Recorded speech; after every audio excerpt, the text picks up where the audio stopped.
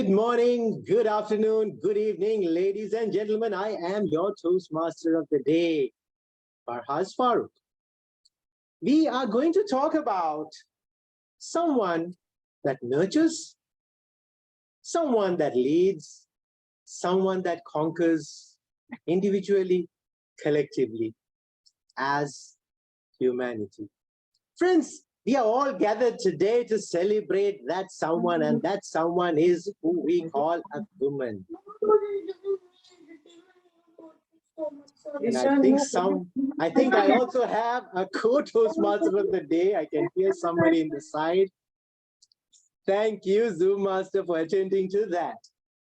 Friends, we are here to celebrate Women's Day a few days early, but that's okay. We can celebrate from now until Women's Day and then for the 361 days after that as well. We have an amazing welcome gift just to kick things off. And this welcome gift is about a wonderful world, and it's going to be given to us by a wonderful woman, a Toastmaster from Taiwan, Toastmaster Inez Wen, who's going to do a beautiful, wonderful performance. Let's see. Hello, today I'm going to play What a Wonderful World. Hope you enjoy.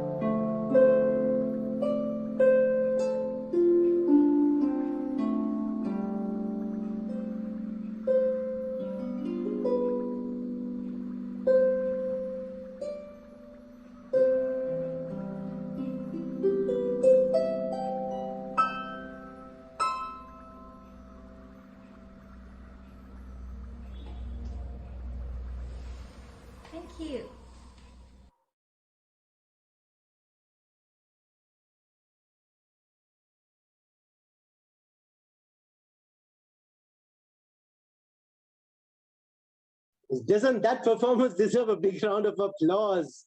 Let's thank Toastmaster Inez for that amazing piece of performance.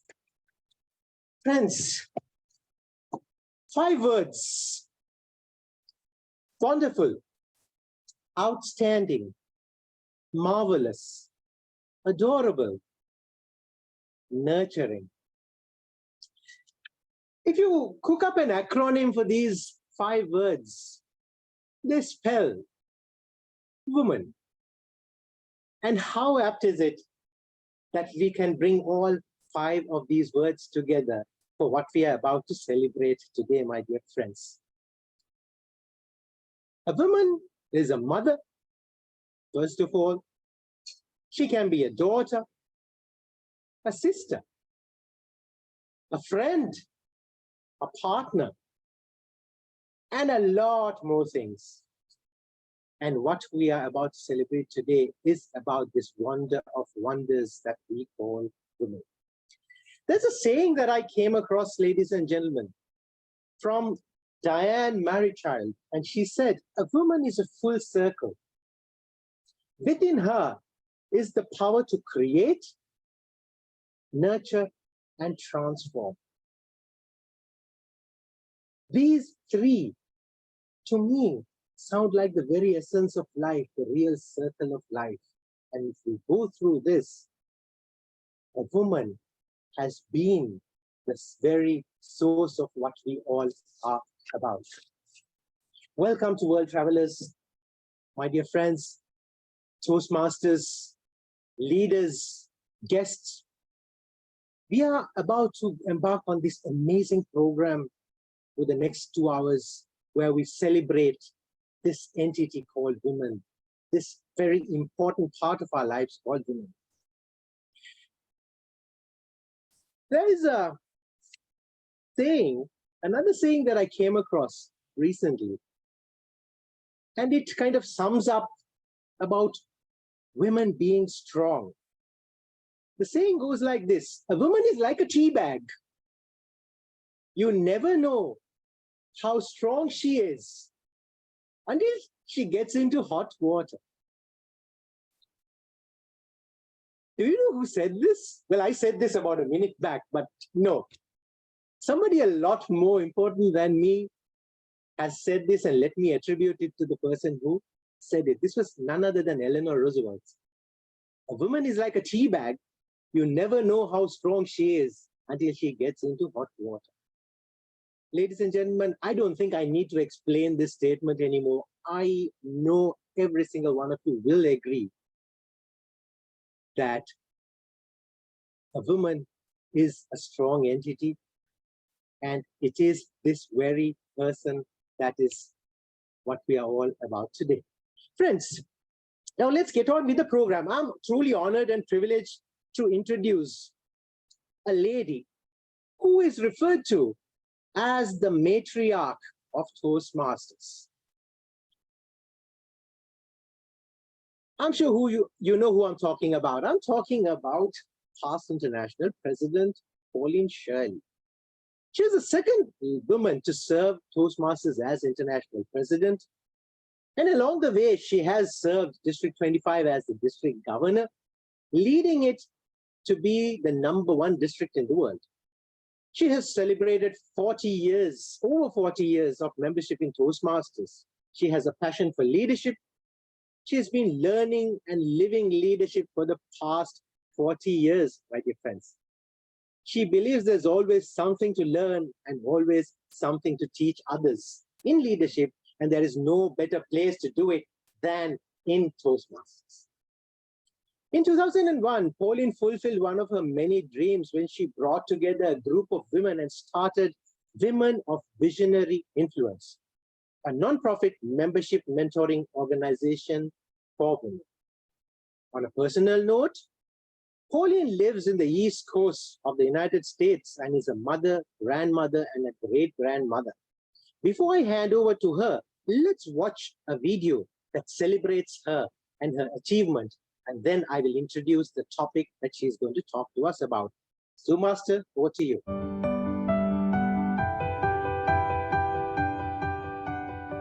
that put, I think, in a little bit of a different spin on the serving that I wasn't necessarily expecting or anticipating, because when I started on that journey to become president, started running for third vice president and then to become president, I was given the advice not to make my gender an issue. The fact that I was a woman was a non-issue, so I made it a non-issue. So when I actually was serving in the executive committee, and especially when I was serving as international president, I was always amazed at the women who expressed their appreciation for my representing them, the women of this organization. And I wasn't expecting that to happen.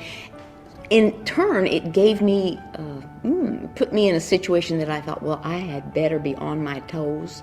I had better do my job well. I had better represent the women well.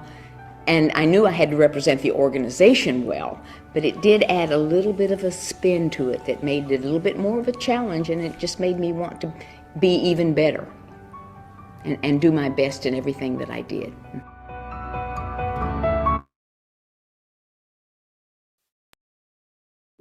Ladies and gentlemen, let us please put our hands together to welcome past international president Pauline Shirley with the topic, the privilege of leadership.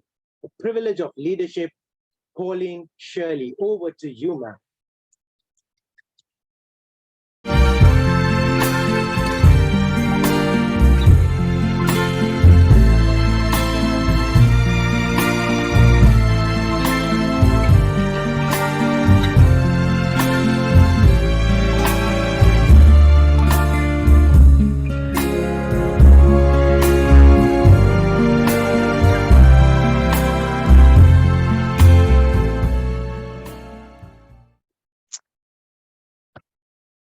Thank you, sir. Thank you. And good morning or hello around the world to everyone. It's a privilege to be here this morning or today and be a part of this special event. And I'm amazed at the information you have. You had to do some searching online to find that interview that was made years ago. So thank you for that. I was impressed with myself. No, to be serious here, I want to talk about the privilege of leadership, because I think leadership is one of the greatest things that Toastmasters offers to its members, the learning of leadership, the practice of leadership. And in doing that, it can change you in so many ways, and it can change you professionally, it can change you personally, and it can change you to be something you didn't know you had in you to become. And I think, it did, the experience of serving as international president when I did pose a bit of a challenge for me because of that, because I was a woman, but that was also a special challenge. So I'm so appreciative of that opportunity. So I'm going to share with you this morning a little bit how we learn and how we practice leadership, but most importantly, how we learn leadership. I believe that I started learning leadership from the moment I joined that new club, and that's over 40 years ago now. I never thought that something should be that long past, but it was over 40 years now. And I remember distinctly what I learned about leadership in a Toastmasters club from the mentor of that new club. He was an incredible mentor, and if every club had him for a mentor, every club would be stronger and better because of what he expected of us and literally demanded of us in some respects. So I learned from him so very much. And if we are open to it, we learn best through observation. And then, of course, there's that opportunity to practice. That's critical too. And then the next situation or person from whom I learned through observation was the district governor. It was a district governor back in the olden days when I was an area governor. And he was an incredible leader. He was not an outstanding speaker, but he was an incredible leader. And I learned so much from observing him and following what he did and how he led me, because he led me to be better than I thought I could be. and it's wonderful. So be alert and be aware, and even if possible, select someone that you know you can learn from just by observing. And because that's one of the best ways to learn leadership, but select carefully, because not everyone offers the same thing. So you want to learn from the best, so to speak. And that is critical. The other thing to think about is what you do with what you learn, and how you do with what you learn, and when you use what you learn. And it's not just in Toastmasters that you use that leadership. You use that in so many other opportunities, and that's pretty critical and pretty amazing. So be aware that leadership in Toastmasters, you are surrounded by leaders, but be selective the leaders from whom you learn. And be, as a leader yourself, be aware that you are being observed by others. So be the best leader you can be, so people can learn from observing you how to lead, because that's the best way to carry it forward. We cannot touch and make an impression, direct impression on everyone, but as a good leader, you can make a difference in others' lives as they observe you in your leadership capacity. So be aware of that and make the most of that. You want to do that for sure. So I would say that there are so many opportunities to practice leadership in Toastmasters, and it is a privilege to serve. So remember that in everything that you do, and make the most of that privilege, because you're not given that privilege just anywhere and anytime and any day. And those are my comments this morning. So I will return control to our Toastmaster.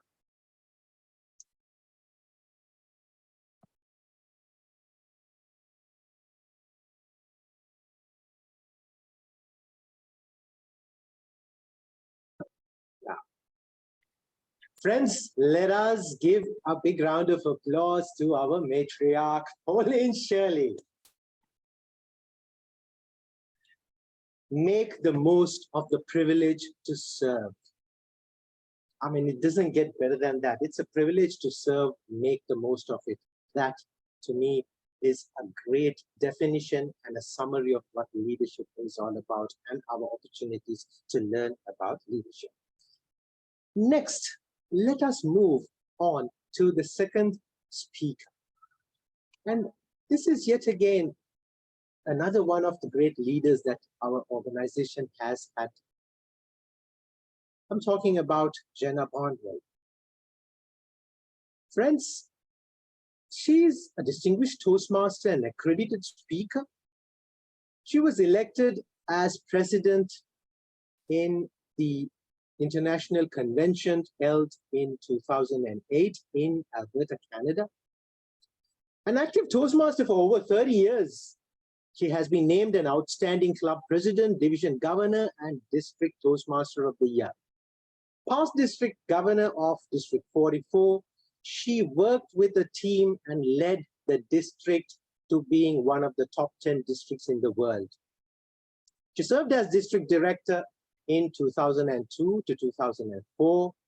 She's recognized for her speaking skills and being a 5-time winner of the District 44 International Speech Contest and going on to place 3rd in 1993 and 2nd in 1996 in the World Championship of Public Speaking. She became only the 5th woman in the organization to earn the coveted accredited speaker designation in 1997.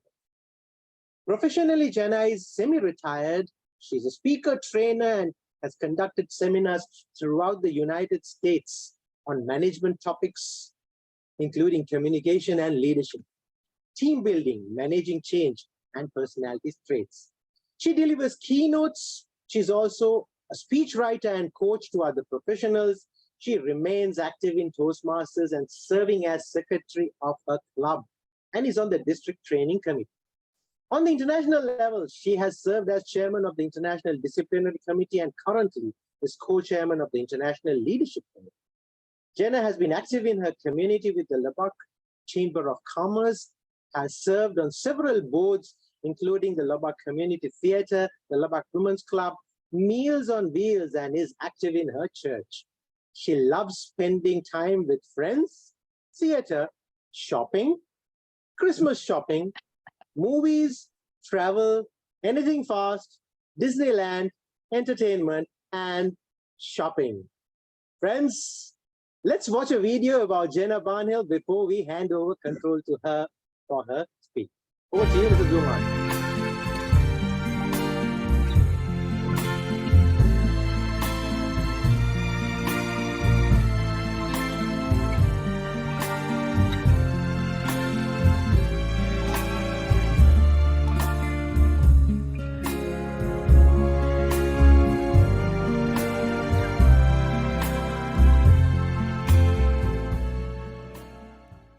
Ladies and gentlemen, put your hands together to welcome Jana Barnhill, who's going to talk to us, no, not about shopping. That's only what she does in her free time. She's going to talk about it is wonderful. It is wonderful. Jana Barnhill. Thank you so much, Mr. Toastmaster. Hello, world travelers and guests. What a privilege and an honor it is to be here and share this event with you. You know, I look at this beautiful logo on the screen and I read those words, she nurtures, she leads, she conquers. And it is true that the women on this panel today have had the good fortune to conquer some really big dreams. But we want you to know that that has only happened because we ourselves had someone who nurtured us, who led us. You know, Eliza asked me to talk about my journey. And for me, it all started when I joined the Downtown Toastmasters, a strong club. And they immediately assigned an incredible mentor for me, and they got busy. Mind you, when I joined Toastmasters, I had 0 goals. But my club and my mentor went to work on me. They nurtured me.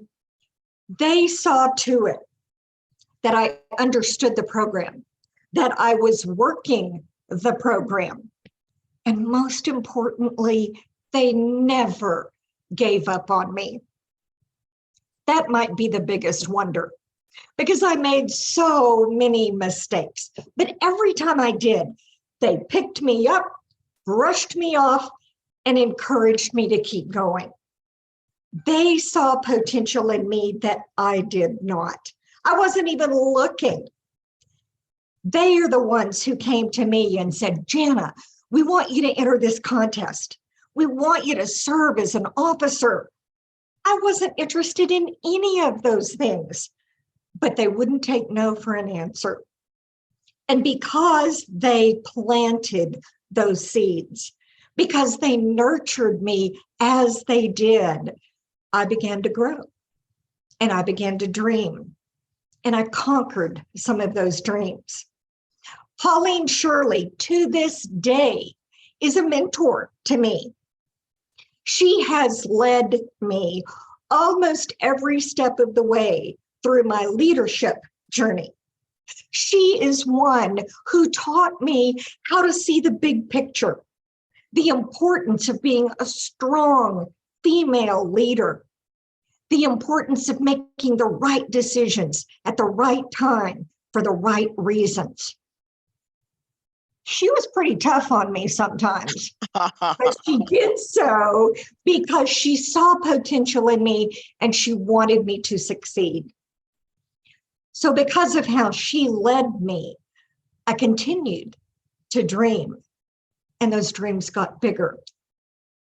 So yes, Pat, Lark, Pauline, and I have conquered some pretty big dreams, but it is important that you know we have only done so because we had someone who led us, who nurtured us. And now it's our turn. So we are here today to tell you, you can do the same. Surround yourself with people who will lift you to a higher plane.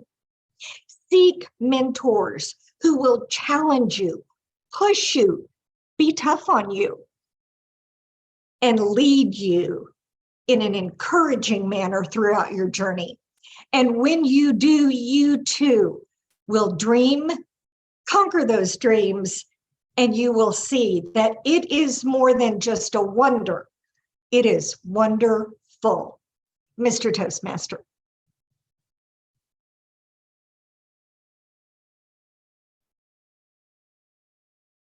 Let's give Toastmasters, our past international president, Jana Barnhill, a round of applause. Ladies and gentlemen, continue to dream. It's now our turn. Let's dream and let's continue the great work. Thanks so much for that great lessons. Now, next, my dear friends, we have yet another leader who has gone up the leadership. I'm losing my words. I'm just too excited, I guess, with seeing all of this. We have yet another leader who has gone through the leadership track, and that is Pat Johnson. Now, let me introduce past international president, Pat. She's a keynote speaker and educator, author, mentor, and ontological life coach. She has served as region advisor in Region 2 and Region 10. She joined Toastmasters in 1983 and she puts it very humbly, in rural northern Manitoba. And during her almost 40 years in Toastmasters, she has been continuously learning. She has spoken in a long list of countries as a keynote speaker and as an educator. She served as District 21 District Governor, International Director, and as International President in 2010-2011. She also was a crucial part in the curriculum design of the Pathways program. She was the host chair for the International Convention in Vancouver, British Columbia in 2017. She's a recipient of the Toastmasters President's Citation Award, which is awarded to outstanding leadership and communication at a global level. She has wrote and published Building and Sustaining Vibrant and Sustainable Toastmasters Programs in Corporations, and launched this book at the International Convention in Chicago the same year in 2018. She is currently Vice President membership of her home club, Rise and Shine, in Victoria, British Columbia. Ladies and gentlemen, let's watch a video celebrating Pat Johnson before I introduce our topic. Zoom Master, over to you.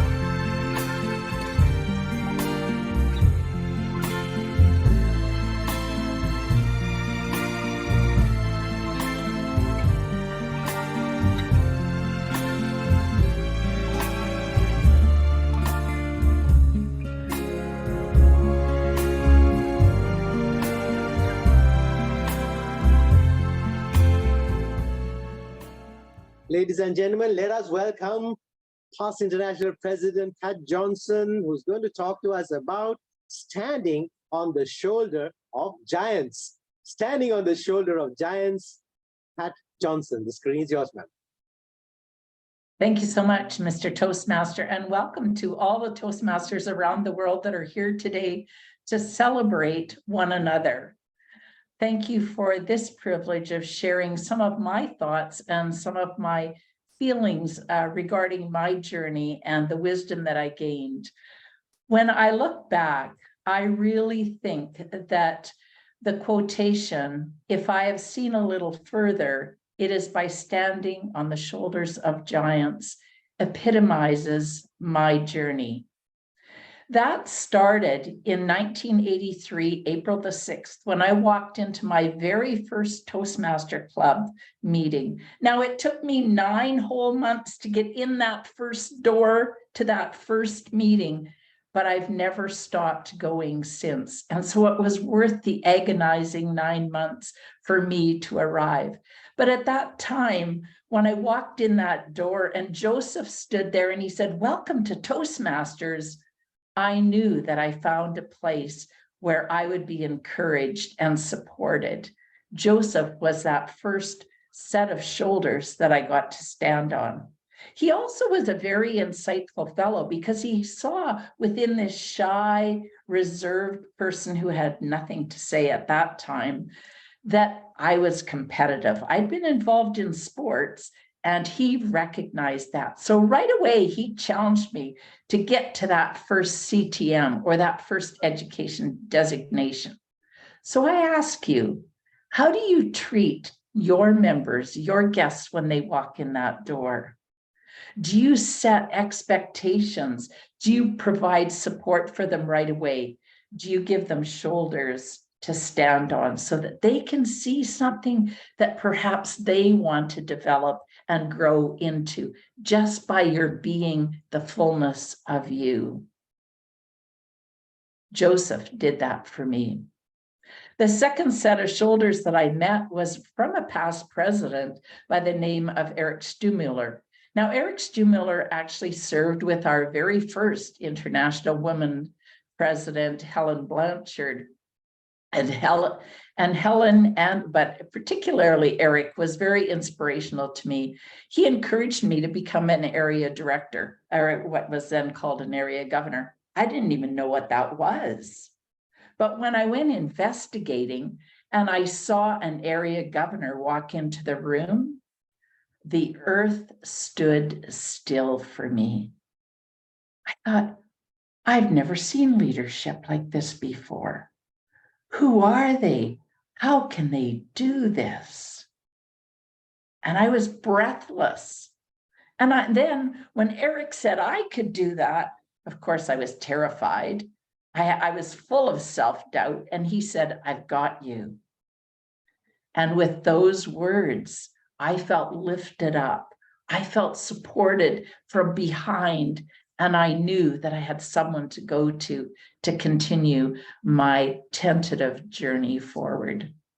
Now, I can't tell you about all the shoulders that I've stood on throughout my journey, but let me just summarize it in saying there have been many. Sometimes they've been shoulders that have supported me for years at a time, holding me accountable, asking me to dream bigger and to dare greater, to make sure that if I was bored in my club and I wasn't being challenged and I wasn't frightened, that I would step out, I would find a club where I could grow and continue to expand who I was and what I wanted to be.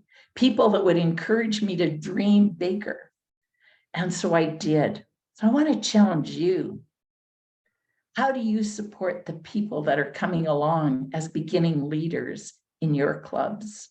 Do you encourage them to take on that area director role, to become a division director, or even to dream bigger to be that district leader? Don't expect them to know everything, but look deep into them. See if they're hungry to learn and to grow and to be more of who they can be. Look for that lack of ego and self-serving, but that they want to serve the team, that they bring that humility of service, as well as personal growth and development. And look for those people that care about the people and encourage them to step forward in leadership. Because as Patrick Lencioni says in his book, The Ideal Team Leader, we really are the ideal team member. We really need leaders who are humble, hungry, and people smart to lead us in whatever realms of life we are in.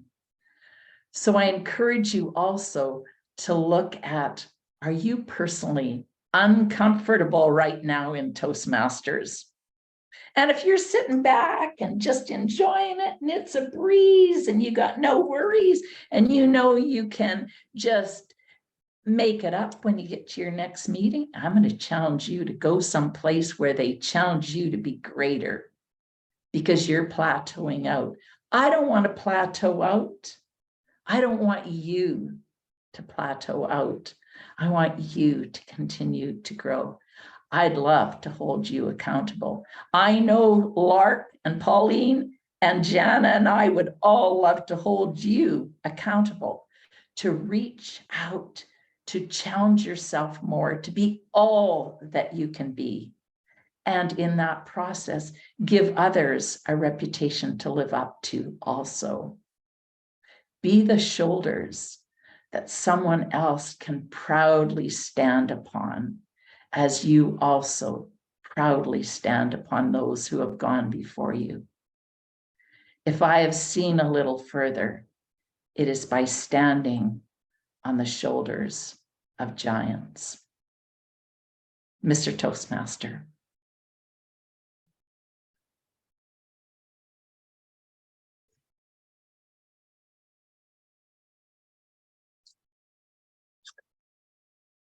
Madam Pat Johnson, can you be a giant? Lend me your shoulder so I can stand on it. I've taken enough notes and I'm going to hold you accountable if you don't lend me those shoulders, ma'am. Let's give her a big round of applause. Friends, don't plateau out. Challenge yourself. Find those giants, stand on their shoulders because they're out to make you better. Amazing lessons. Thank you so much, Pat Johnson. Next, let's move on to the fourth speaker. This personality has been a member of Toastmasters since 1990. Distinguished Toastmaster Lark Doley. She served as international president in 2018-2019. In her professional life, she owned a successful manufacturing business. She's worked as a marketing manager at Texas Instruments. And before her retirement in 2021, she worked as training manager for Maximus. Lark lives in a lighthouse home outside of Austin, Texas, overlooking Lake Travis. This home was built by her late husband, Roger, in honor of her late father-in-law, Arthur. Both men were from England and both men loved the sea. There is a legend, my dear friend, that says gold was discovered for Lark. At Toastmasters events, Lark Doley often wears golden outfits to symbolize the value of membership in Toastmasters. Let's now watch that video our Zoom master will kindly play before I hand over controls to Lark. Over to you, Zoom.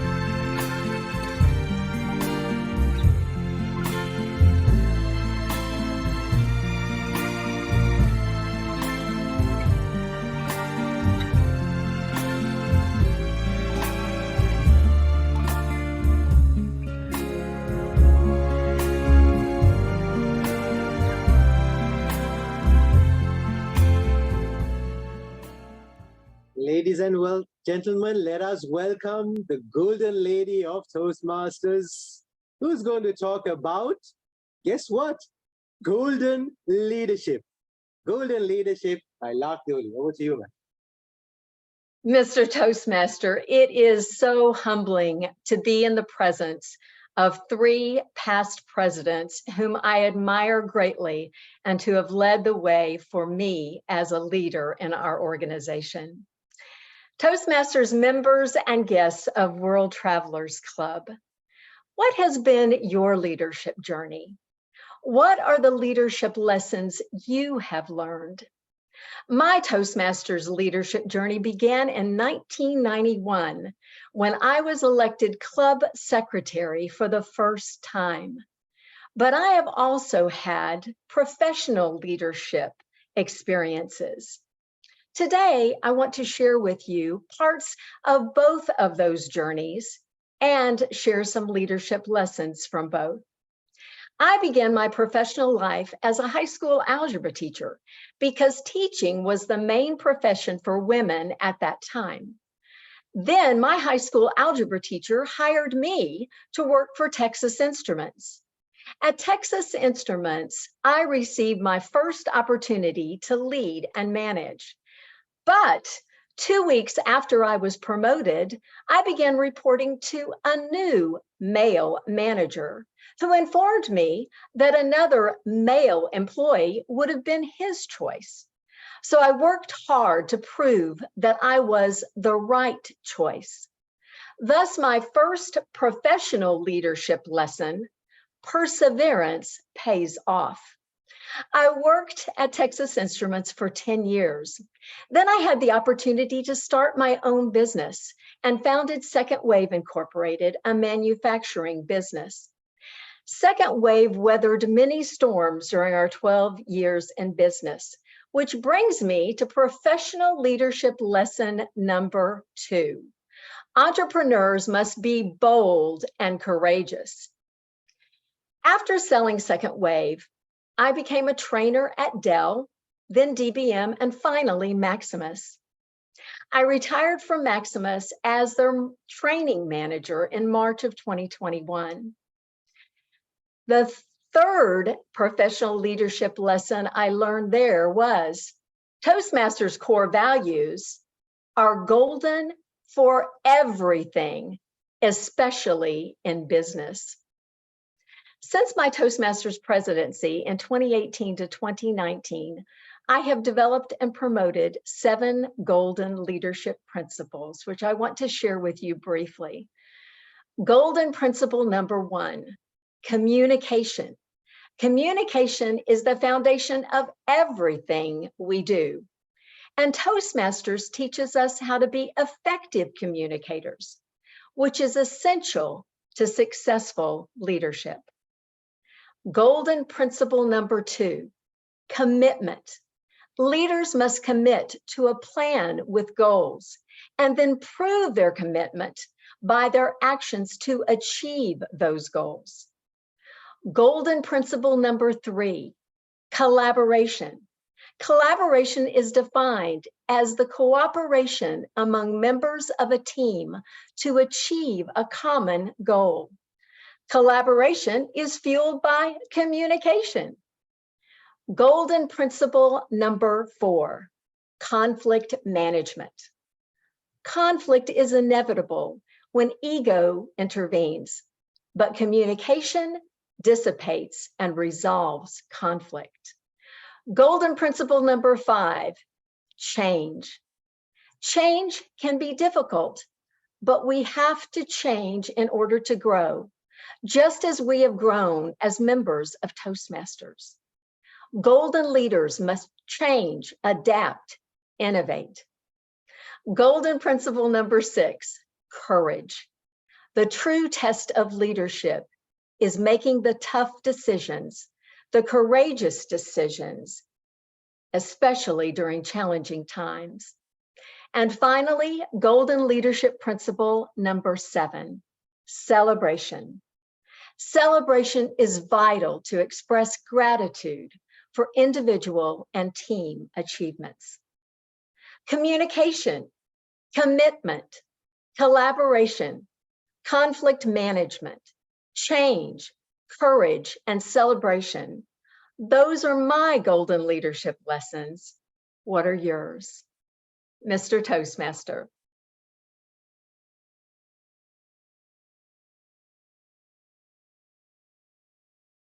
Thank you so much, Toastmaster, past international president Lark Doley, the golden lady with 7 golden principles of golden leadership. Let's give her a big round of applause. Amazing, amazing, amazing points of view from all the 4 past international president leaders. Friends, very quickly now, let's get to the next item on the agenda. But before that, a quote that I thought was apt for this next segment from none other than Melinda Gates. And she says, a woman with a voice is by definition a strong woman, but the search to find that voice can be remarkably difficult. A woman with a voice is by definition a strong woman, but the search to find that voice can be remarkably difficult. However, I don't think it's going to be difficult for the person who I'm going to introduce now to find that voice and draw it out of the 4 speakers we had. And that will be our moderator for the panel discussion, Adeline Ang. Adeline zoomed into the world stage, making it to the finals of the World Championship of Public Speaking in her maiden attempt. Adeline's a reformed lawyer, finance professional, and business consultant. She now runs a mental health enterprise. However, her favorite role is being a mom to her 2 daughters, aged 4 and 7. Adeline Ang, discover, pull out that voice. Over to you. Thank you, Farhaz. And how wonderful it is to have a panel today of inspiring women who are not only wonderful, but who have been giants, who are giants that we can stand, whose shoulders we can stand on, and have showed us the privilege, not just of leadership, but the privilege of golden leadership. And with that, let us take flight on this journey. If I can invite back to the screen our 4 panelists, Pauline Shirley, Jana Barnhill, Pat Johnson, and Lark Doley. A round of applause for our wonderful panelists today. And Madame Presidents, if we could get to know you a little better with a quick round of table topics. In 1 to 2 minutes, let us share with us one memorable nugget from your term as international president. So in 1 to 2 minutes, share with us one memorable nugget from your term as president. And if we could start with you, Pauline. Thank you. I think it probably took place in a ladies' bathroom at an international convention. And a woman came up to me and said, "Pauline, you're my mentor." Now, I had not met this woman before, and I did not have a relationship, a friendship with her before, but it was just amazing. It was something that just sort of struck me. I knew that literally she meant that I was somebody she looked up to, not her mentor, but perhaps a role model. But still, it was just something that just, wow, caught me off guard. And it made me hold my shoulders back even more so and walk a little bit prouder so that I was representing her well. Well, the things that happens in ladies' bathrooms. If we could go to you, Jana, one memorable nugget from your term as president.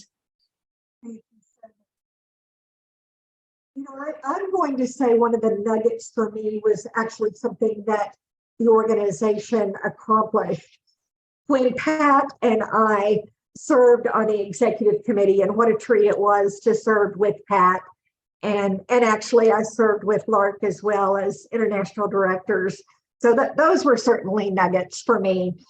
But when Pat and I were on the executive committee, one of those years was the year that the organization made the decision to truly become an international organization. There was a time that none of the districts outside of the United States and Canada were parts of regions.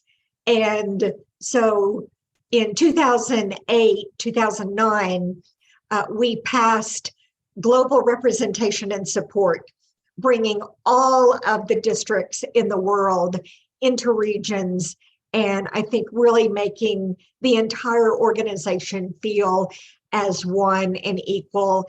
And that was so special to us, and we were very proud of that moment. It was a huge nugget for me.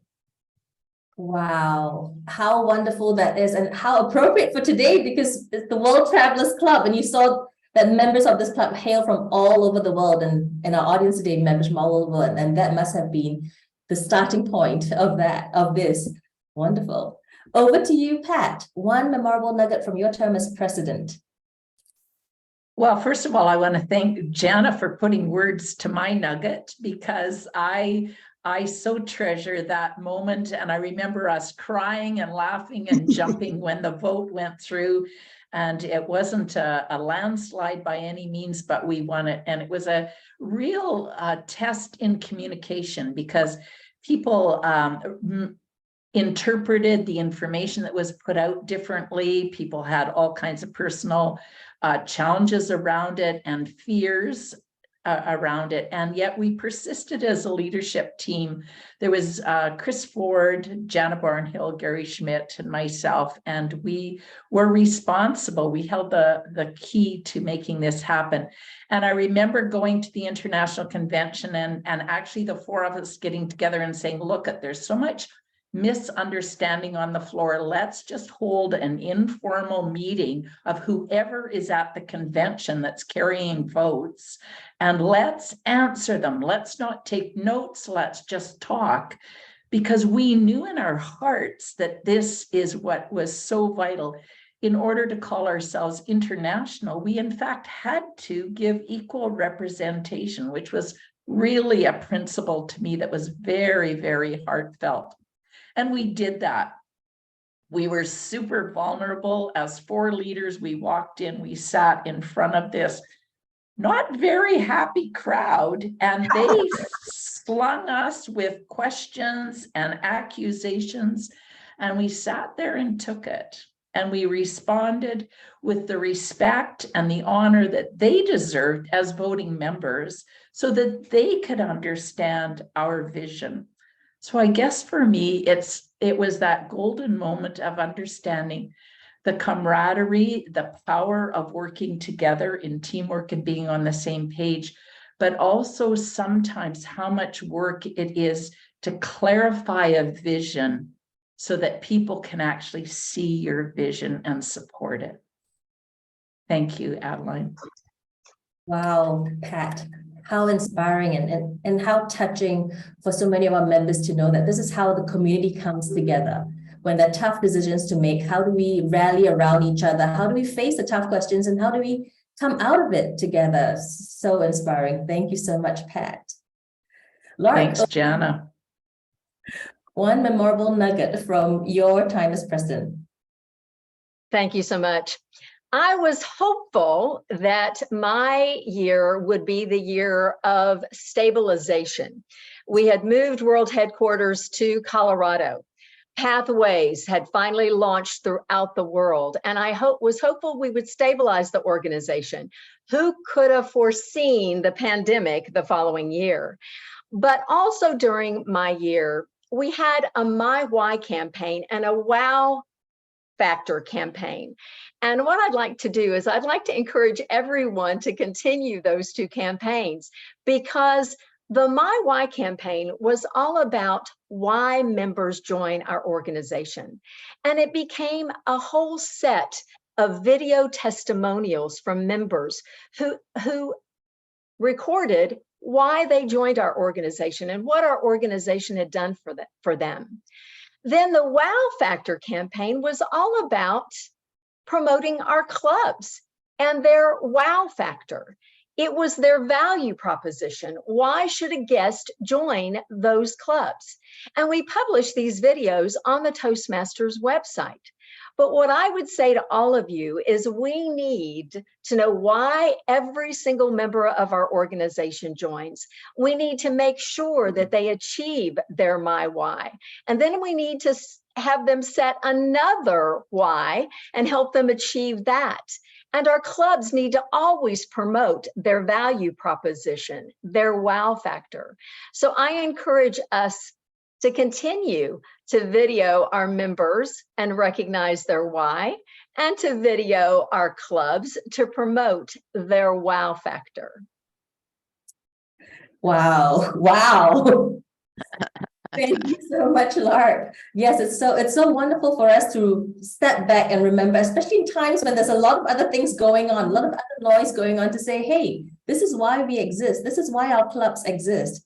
And how do we add value to our members every day? Thank you so much, Lark. To our audience members, I'm sure you have some burning questions for our panelists. So you can go ahead and send them via private chat to Fahaz, our TMOD. So you can send those questions via private chat to Fahaz, and he will filter some questions for us. Let me continue with another round of questions, more specific questions for each of our panelists. So Pauline, all three past international presidents have referred to you as the matriarch of leadership here in Toastmasters, and many others have done this so as well. And you've inspired, honestly, generations and generations of women to step up and serve. As a Toastmaster, are there some magic words that you use to inspire? I think what's important as a leader is to see the potential in future leaders, and to express that, because I experienced that, and it's important that that continues. And I hope that I have done that in encouraging future leaders and encouraging members just in general.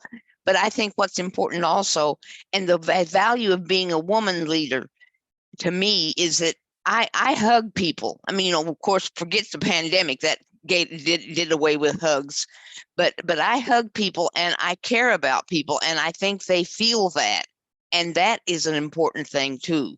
And this is the first time I've been referred to as a matriarch, although I know I fit into that category, but that's my first experience, so I'm not sure how I feel about that. But anyway, I will take it, because I guess I am the senior past president of women, senior female past president. Although I was a great admirer of Helen Blanchard, and she offered so much to us in her experience. She was an amazing woman. I mean, it was the process changes from year to year, I know, but the process is, Helen was the one, and she wrote that book, Breaking the Ice. She broke the ice in so many ways, and she was amazing. So if we don't pay tribute to Helen today, we're missing something, because she went through things that we didn't have to experience. Thank you, Helen, for all that you did that led us to be here today. Thank you, Pauline. And of course, that brings to mind what Pat shared, right? Standing on the shoulders of giants who have come before us, where all of us get to where we are because of the people who came before us and helped help break that ice to get us there. And the thing about that is, we don't always know those people whose shoulders we're standing on. We know because we are gaining, because someone else has done something that we didn't interact with or we didn't know about, but we're benefiting anyway. So it's hard to express thanks to those people directly, because we don't always know who they are. And we must be aware of that. And I think we also need to be aware of who we watch, who we follow, because that makes the difference too. If you're fortunate enough to watch and follow the right people, you learn what's right and what's good and what works. And so people should be selective when they are thinking in terms of, I mean, like I said, I had all these women that said, Pauline, you're my mentor. And it was like, what? I only met you the other day at the opening of the convention, or I only met you last year, but I haven't seen you since. And so it puts a responsibility on your shoulders to do what's right and to always be there, knowing that what you do, if you do it well, it's going to impact someone else positively. Fully agree. That's really, really important to know. Do what we do well when we can. Yes. Jana, a question for you. So one of the things you talked about was your mentor being tough on you, your first mentor in your first club being tough on you. So be tough on us. What is one mistake that you've seen many women Toastmasters make? What is one common mistake that you've seen women Toastmasters make? Thank you so much, Adeline, for that question. I would say that one of the mistakes I see from women in Toastmasters and everywhere, not just Toastmasters, but is a lack of confidence, of thinking that they don't measure up. You look at the example that Lark gave when she was placed in that management position, and then she had this new boss, and what was the first thing he said to her? Well, my preference would have been a man. And we hear that so often, and it does cause us sometimes to not step up, to think, I can't do that. I'm not worthy. This man would be better. So I encourage every one of you women to put that thought out of your mind. Never think that there is any job that you can't do yourself. And it is so important that you do find those people that Pat talked about who you can stand on their shoulders. It is so important, as Pauline has talked about, that we have strong mentors. And as was mentioned, I think Pat mentioned it, if you are not in a club that is challenging you, if you do not have a mentor who is pushing you to see beyond what you think you can do, then you need to find another club and you need to find another mentor. Otherwise, you will never, ever grow and get beyond that thought of, I can't do this. I want you to know, Pauline and Pat and Lark, and I want you to know, yes, you can. Yes, you can. Just put yourself in the presence of people who will, as Pat said, hold you accountable and push you to do more than you ever thought you could do. Adeline. Thank you, Jana. Yes, that's great advice. Find the confidence to step up and find the confidence to push ourselves out of that comfort zone if we find ourselves plateauing and not growing as much as we can here in Toastmasters. Thank you so much, Jana. Pat, a question from the floor for you. So usually we talk about disadvantages of leading as a woman, but are there any advantages that women leaders have? Oh, what an interesting question. This is going to be so biased from, of course, a woman's perspective, because I haven't got the ability to look at it from a male perspective. One of the things that I really feel is important, first of all, before I address how I feel about this as a woman, is that I believe that we're a product of our education, the travels that we've done, the books that we've read, the people that we've met and influenced us. And so I think that in many ways, and also the society that we grow up in, what are the norms? I believe that my strength as a woman leader is that I think I'm more vulnerable and willing to be vulnerable with people. I'm willing to share that it didn't take me 5 years to be a leader in Toastmasters. I joined in 1983. I didn't get into any kind of real leadership until I was a district leader in the 2000s. It's not a quick process for everyone. I was a really slow learner in Toastmasters because I had no confidence, no voice. I'd been raised that way. And so I had to change my programming. So I think regardless if we're women or men, I think we have to be willing to do what it takes to get over ourselves, to move past the programming. I'd been raised to think that I wasn't smart, that I wasn't intelligent. That became a huge barrier for me, regardless if I was male or female.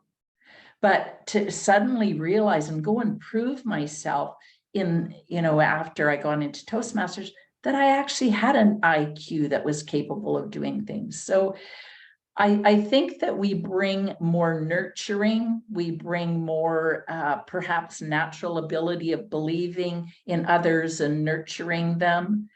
But I also think that it can be very clouded by how we're raised and the cultures we come from, our educational background, our abilities to think and reason. So I think it's a very complex question. So whoever sent me that question, thank you. And I'm going to think about it the rest of today. Thank you, Pat. I love that. How do we, all of us, whether we're male or female, how do we move past the programming that we were brought up with, or that we've somehow brought into our lives. And for me, as a mother of 2 young children, that's definitely something that I want to do, that whatever programming I might have unconsciously given to them, that they know they can break out of that. It's not something that they fix, that they carry with them in whatever situation they find themselves in. So thank you so much, Pat. Lark, a question for you from the floor as well. So one of your 7 principles of golden leadership was conflict management. And the question for you, Lark, is, can you think of a time when you faced the greatest conflict, a huge conflict in your time as a leader? Could be here at Toastmasters, could be in life outside. How did you deal with that conflict? I think that I shared with you that when I became a manager at Texas Instruments, my immediate manager above me did not believe in me. And so to me, that was a conflict in our relationship. And it was a very, very difficult year. Every time I met with him, he challenged what I was doing. And what I found was that, as I stated, communication was the key to overcome that, and working diligently and having my team work diligently. I literally created a report every single week to list the accomplishments of my team. And when I met with him, I focused on those accomplishments and asked him if we were fulfilling his expectations. And by doing that, he had to communicate back with me whether I was, and if I was not, what those expectations were. So I believe that truly is the biggest conflict, the biggest challenge that I faced personally in my life. And I was very young at the time, so it was unexpected. And as has already been said, I lacked the confidence, but through communication, I was able to resolve that conflict and end up on top. And I'll share a little secret with you. A year after I was promoted to that management position, he was let go and I was given his position. So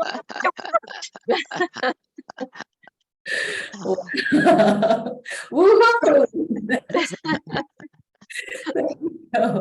And I love how you started your answer with, communication, right? Because so much of it, and that's what we learn here at Toastmasters.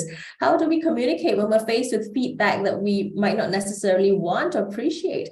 How do we learn to communicate, address that in a way that's very mature, very professional, and move things forward? So thank you so much, Lark, and what an inspiration to all our young audience members out there who may be facing such a similar situation. Okay, I'm going to read out the next question and open it to our panelists. So anyone who'd like to take this question, please feel free.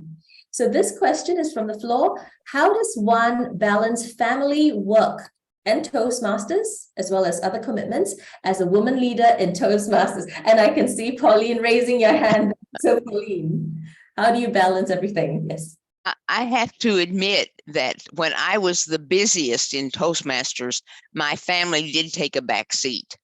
I remember my daughter-in-law saying, I have to get on my mother-in-law's calendar to talk with her.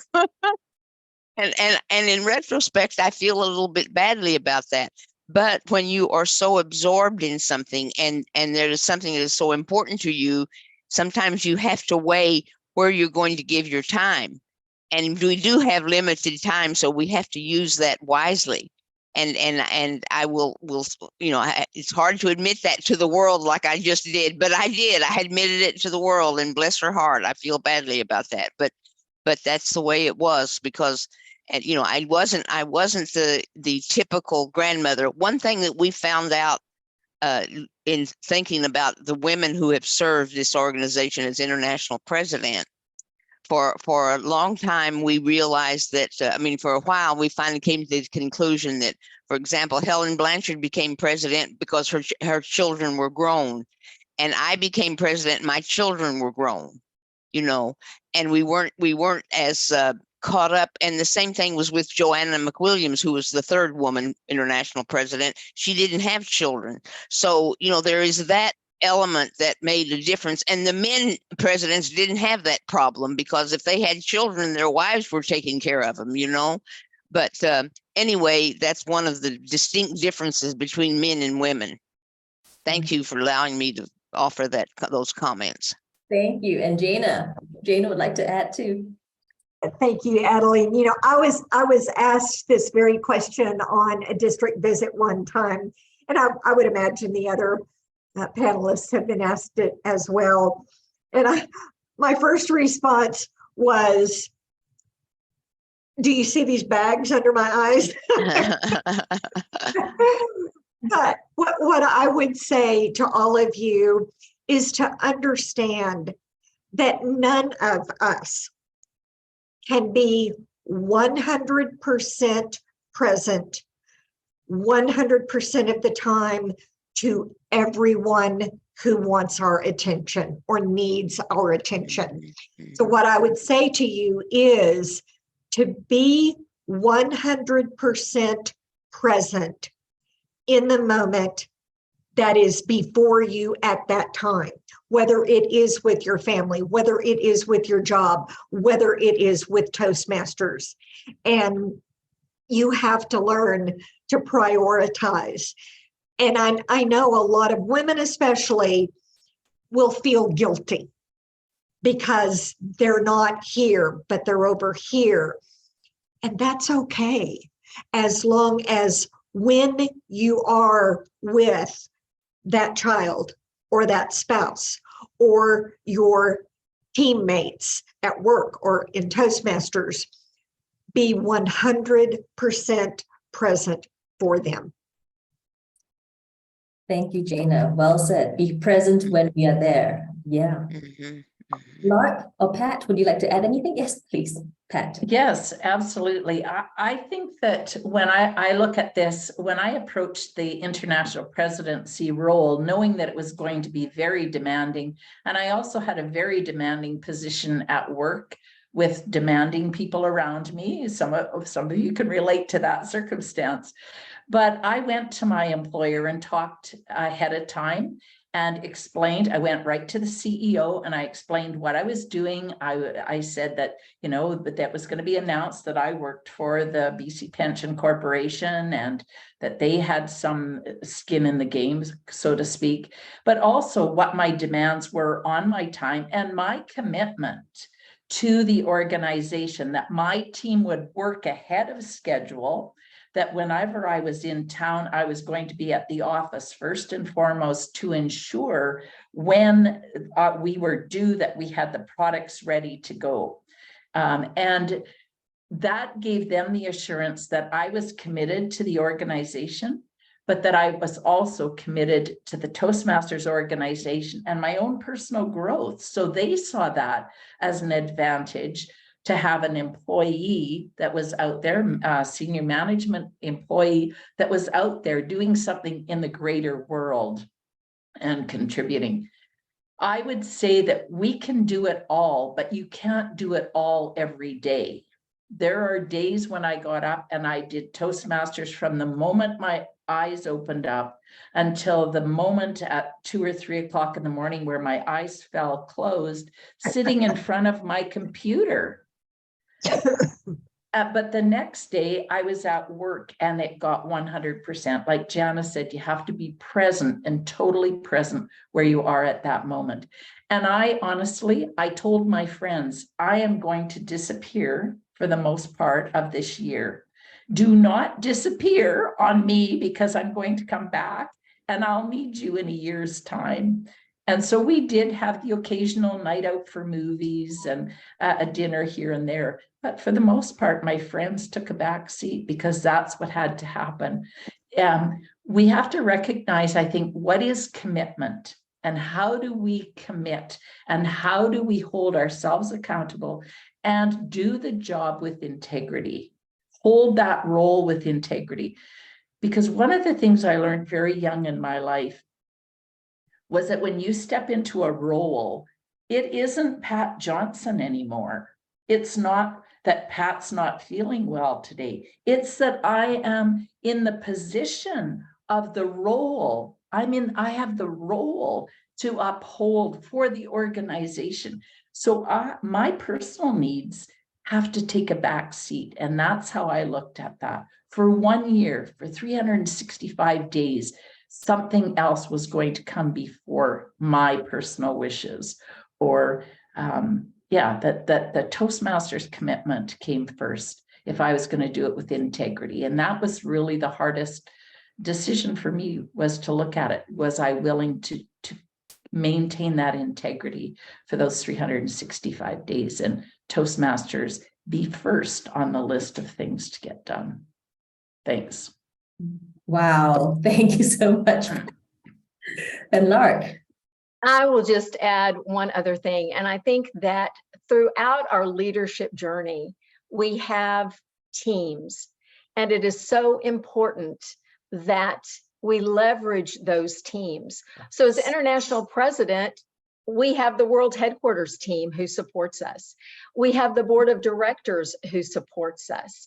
We have committees on the board of directors. So what I would say is I agree with everything that the 3 past presidents have said, but I want to emphasize to everyone that teams are critical at every level of leadership in our organization, and they will support us in our leadership roles. Thank you so much, Lark. Yes, Pauline. I'd like to add one more comment. I felt that my role as international president was definitely very important, but it was not as minute-to-minute demanding as my role when I was district director. District director was minute-to-minute, day-to-day. International president was much more intermittent.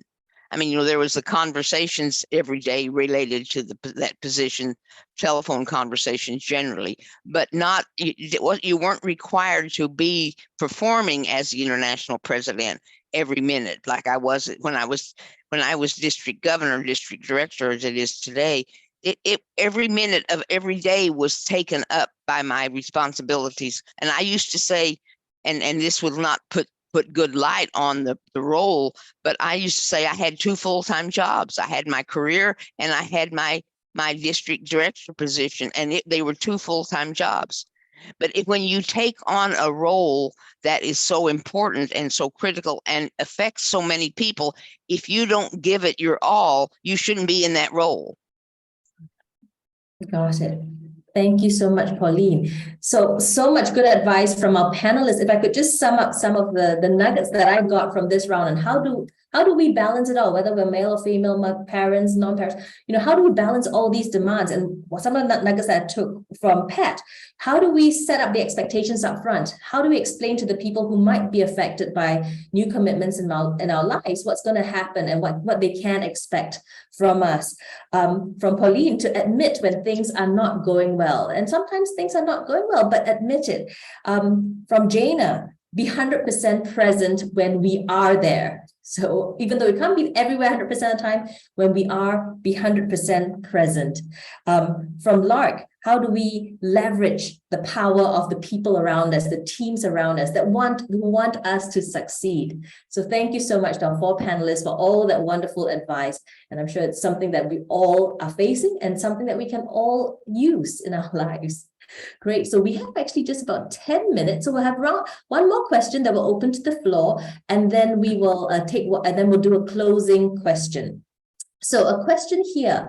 Someone in our audience has said that they are a veteran Toastmaster, like some of our panelists. They've been here 20, 30 years. They may have taken on various leadership roles, and they have completed the educational component more than once.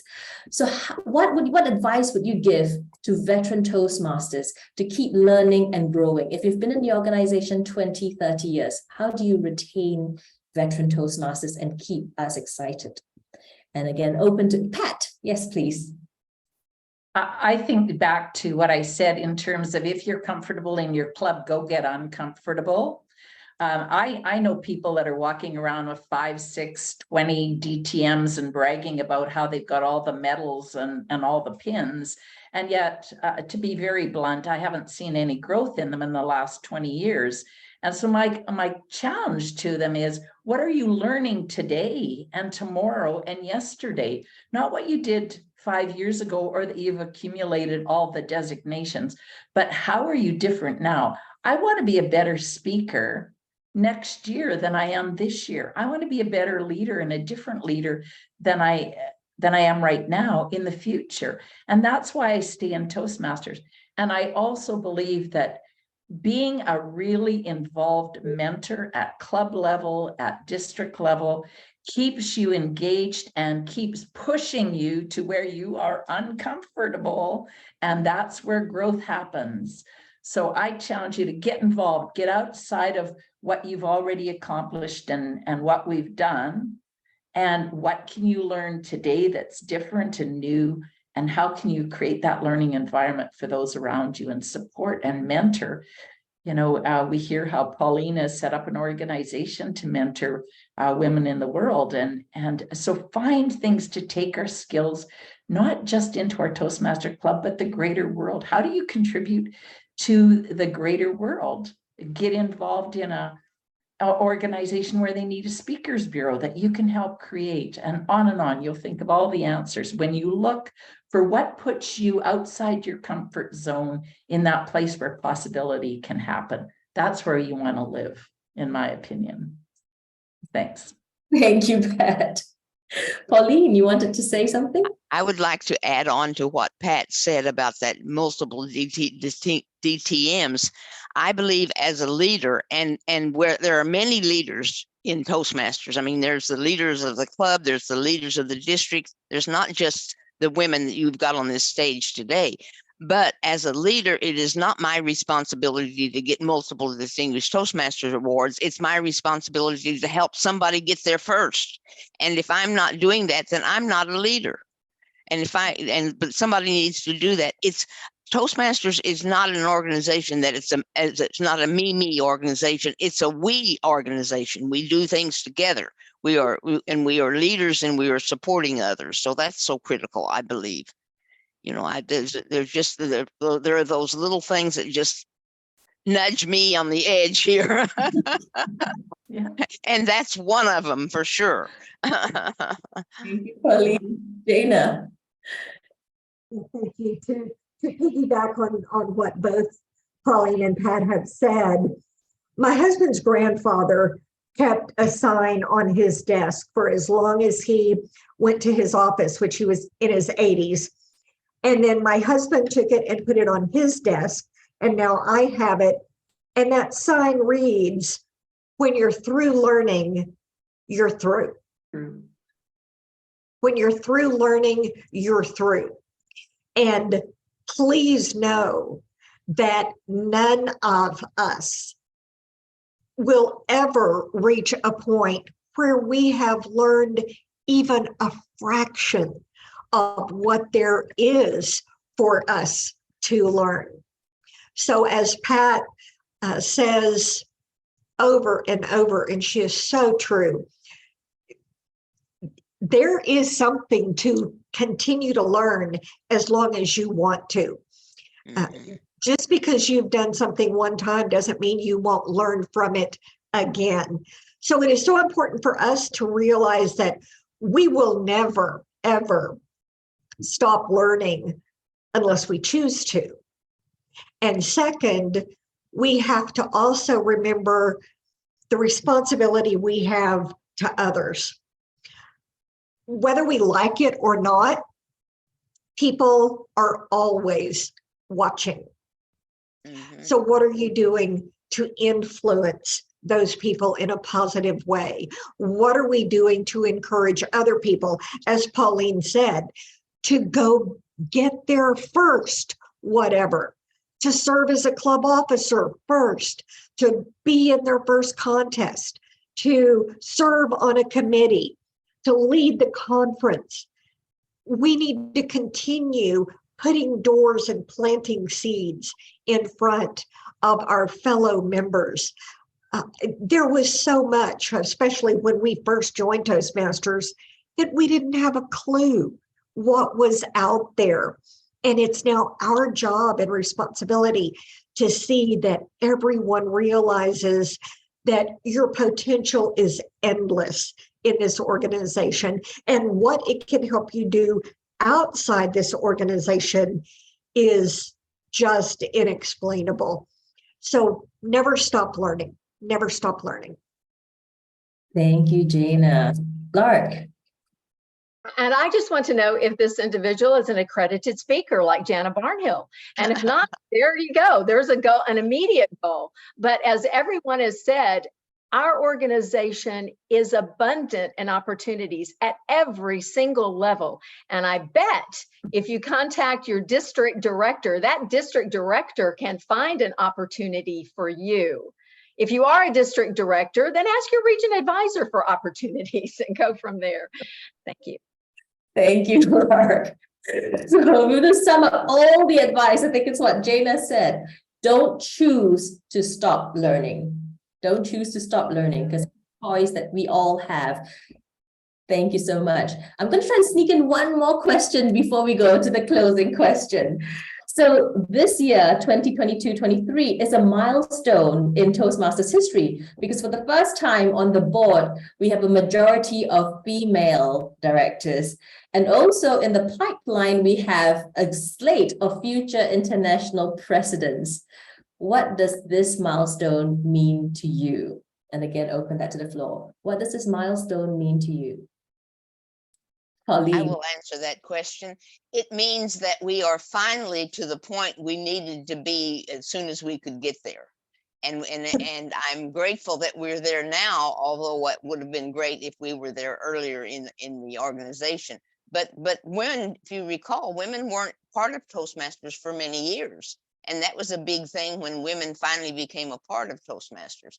So I think it goes back to that old phrase, we've come a long way, baby. You know, that's you've come a long way, baby. We've come a long way, baby.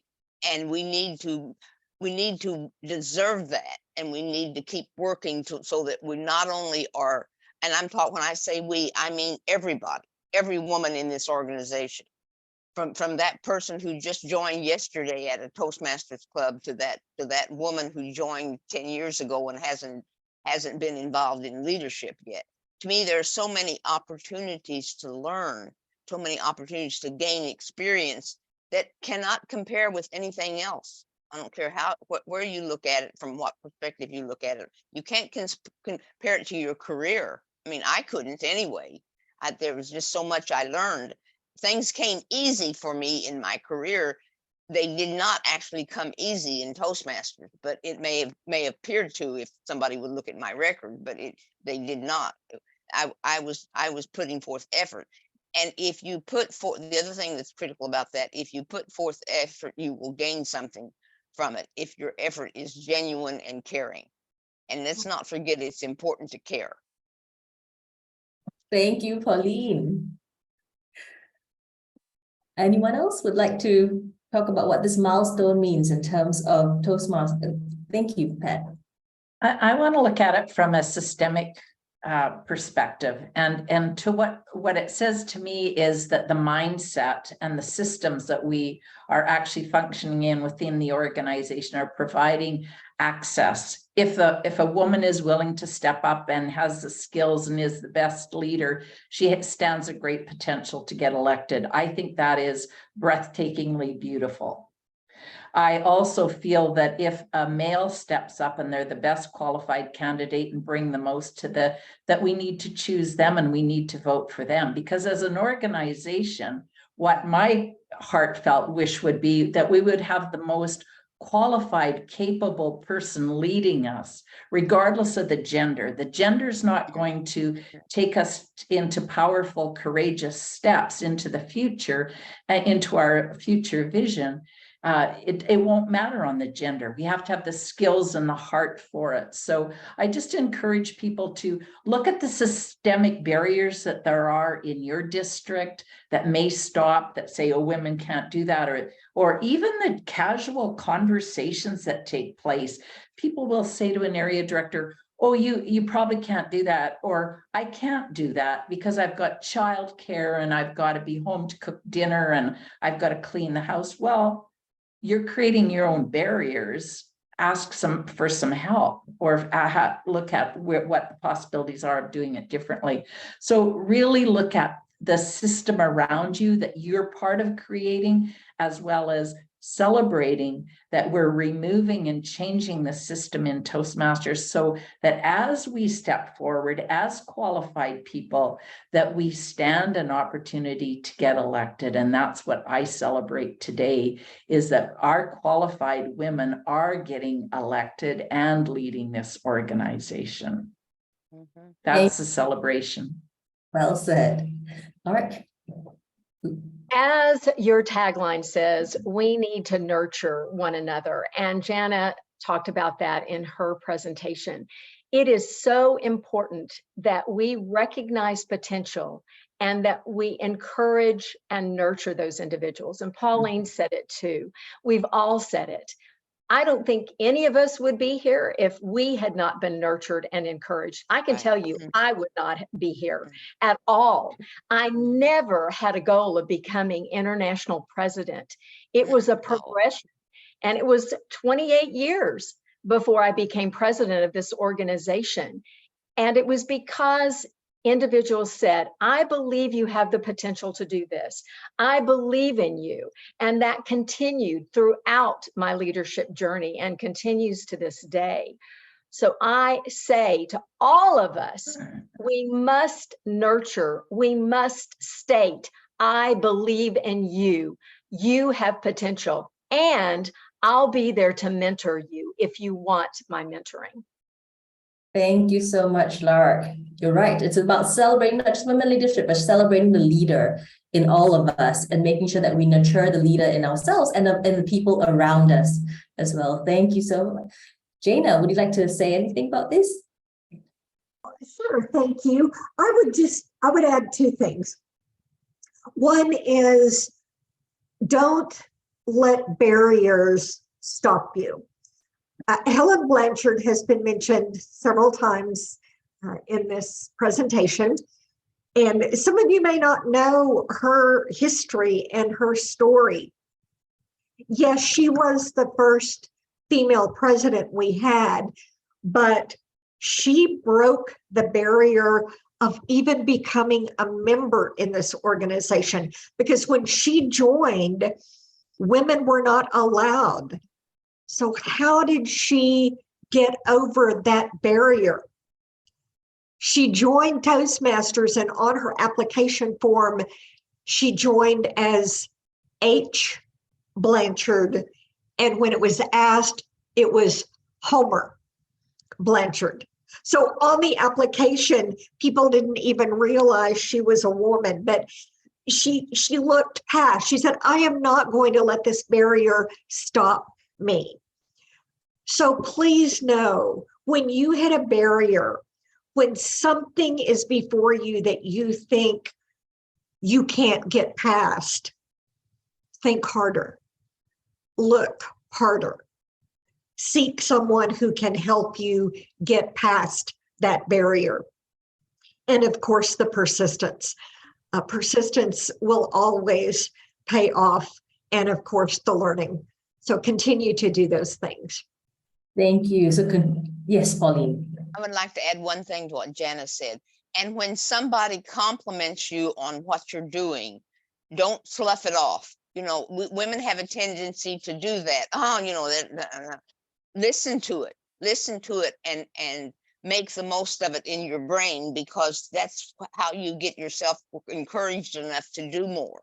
Because if you're recognized for something and you acknowledge within yourself that recognition, then that means you're doing something right.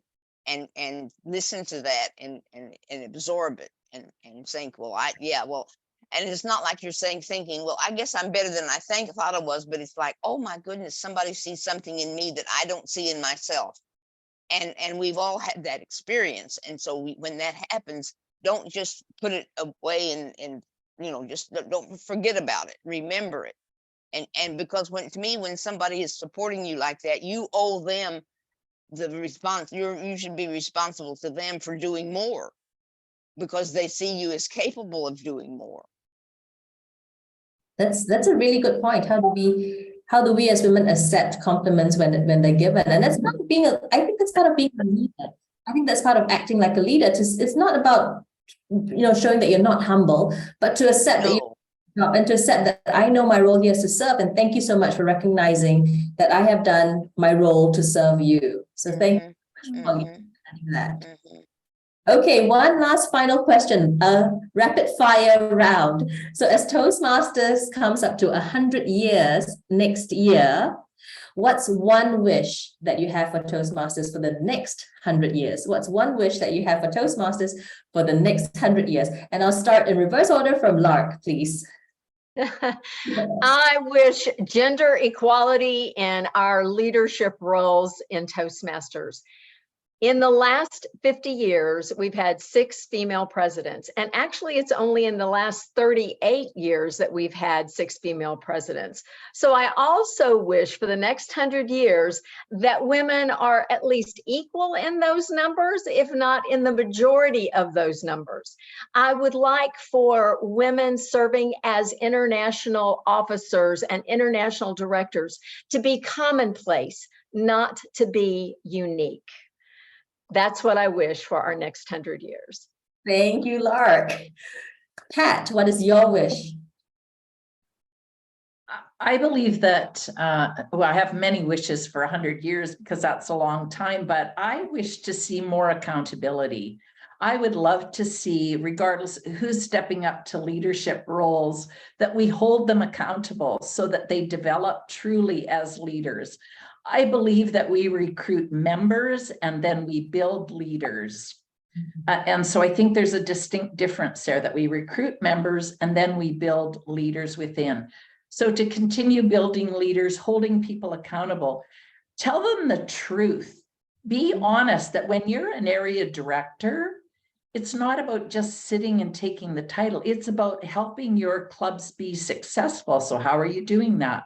What do you need to know? What kind of training do you need in order to do that? Do you understand the club success plan? Do you understand how to coach a club that's in difficulty? Do you understand membership? Do you understand retention?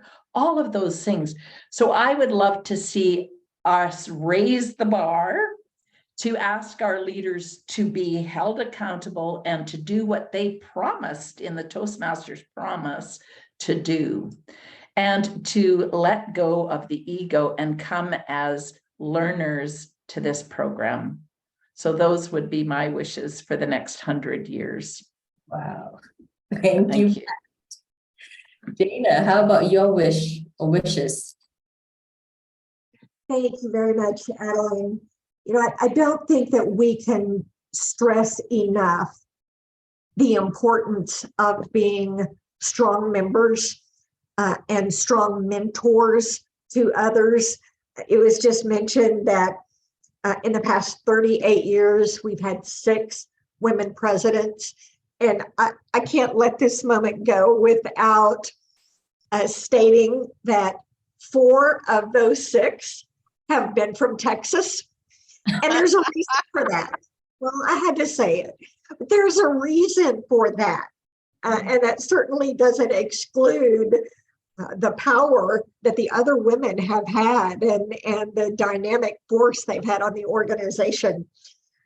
But that happened because of the strength of Pauline and how she mentored Joanna McWilliams, who followed her, and how the 2 of them mentored me and encouraged me. And then hopefully we did the same for Lark. So you just never know where your influence will take other people to succeed in this organization. I absolutely ditto what Lark and Pat have said, especially in the area of accountability.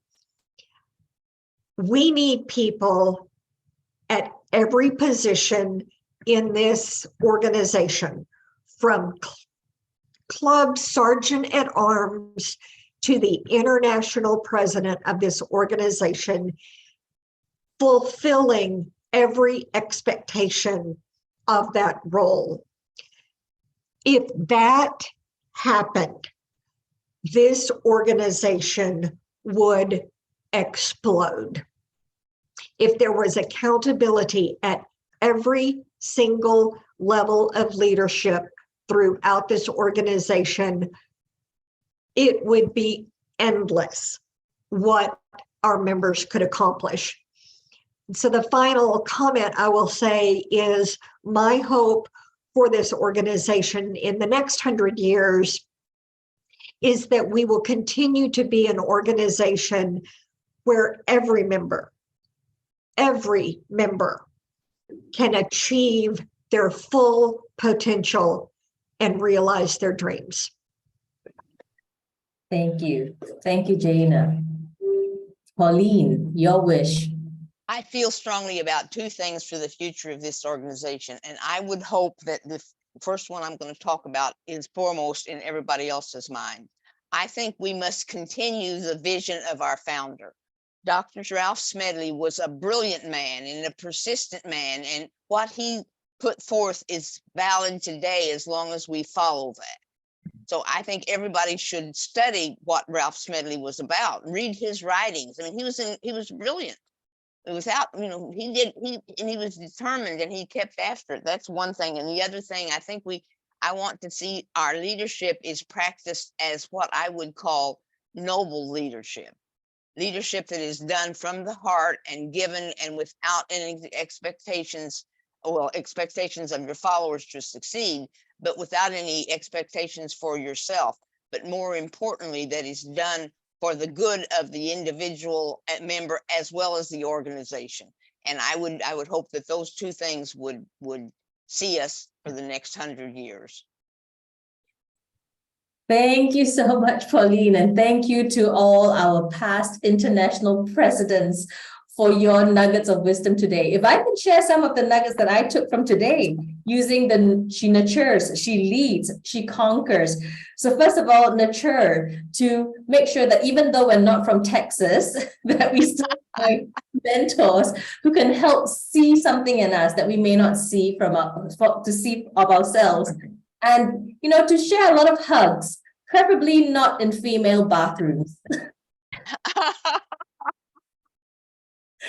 Leadership, about holding ourselves to higher standards of leadership, about being noble leaders, about being leaders who hold others accountable and hold ourselves accountable, and always leading, being a leader with integrity, being committed to what we're committed to, but also being honest when sometimes we can't have it all at the same time. So I think that's something that we've all learned from you as leaders.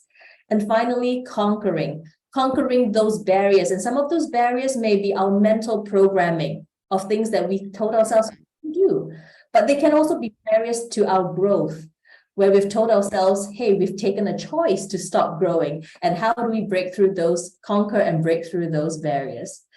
So with that, thank you so much to our 4 past international presidents. If I could invite our audience, can I invite our audience to unmute themselves and give our panelists a round of applause? Thank you. We've learned so much from you. And with that, thank you for this opportunity. Thank you. And back to you, our Toastmaster of the day, Farhaz.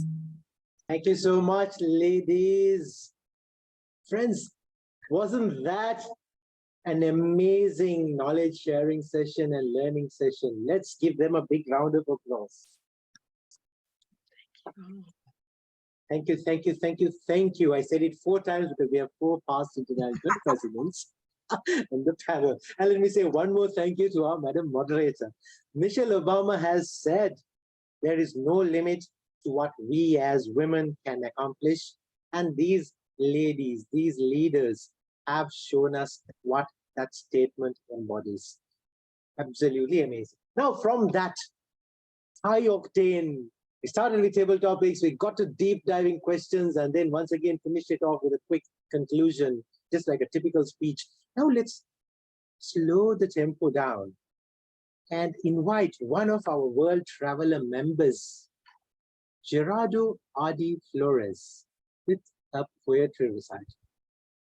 Adi, over to you.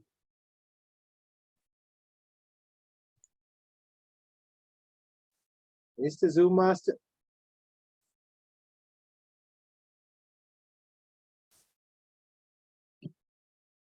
Screen is yours, Adi.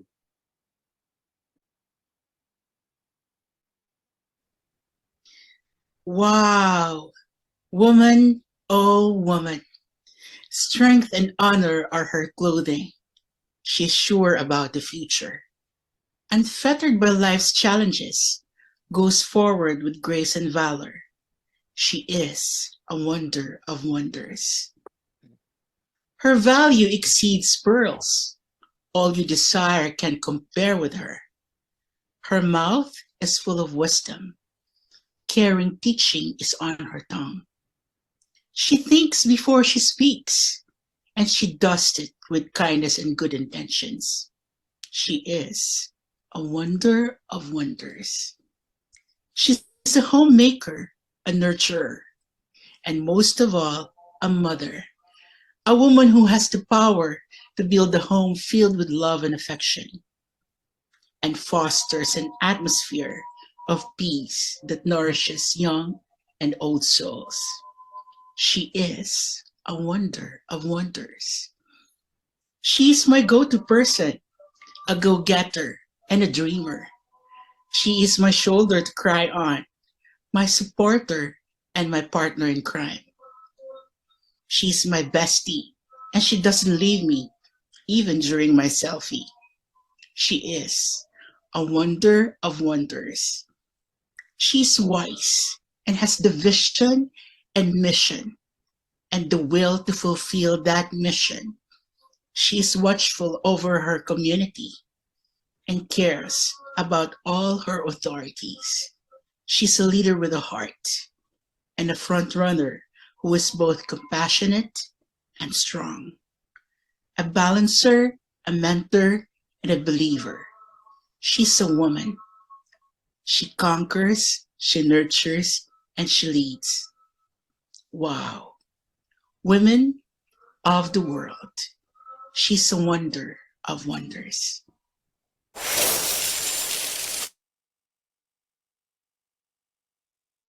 Adi, thank you so much for that amazing words. Wow, wonder of wonder, woman, oh woman. Adi Flores.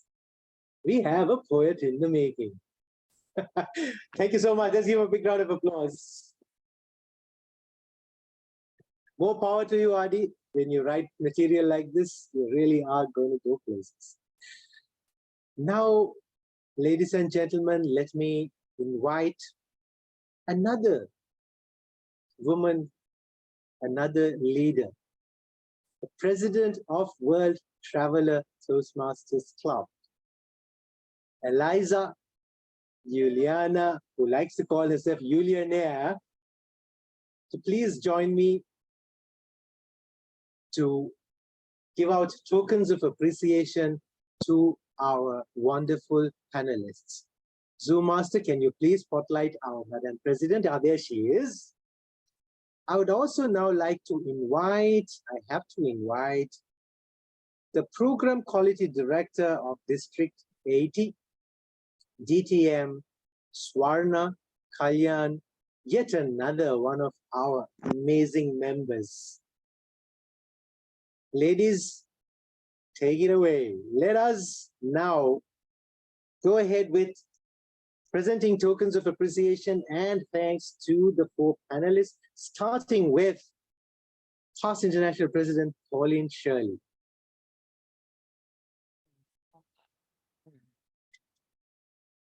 Madam Thank you very President. much, Pauline. Let's take a picture. Yes, please.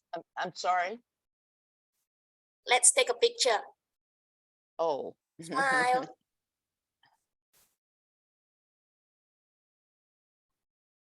Okay, done. Thank you. Thank you, Pauline.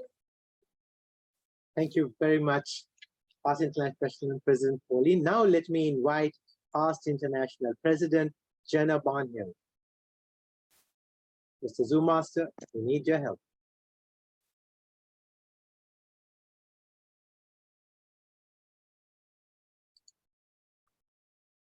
Thank you, Jana.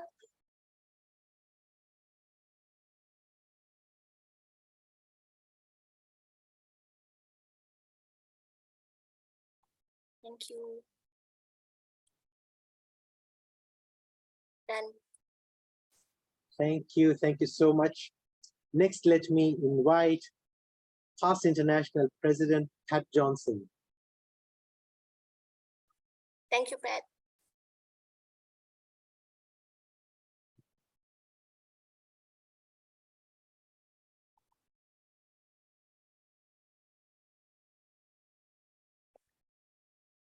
Okay, done. Thank you, past international president Pat. And finally, last but not least, the golden lady, past international president Lark Doley. Thank you very much, Lark.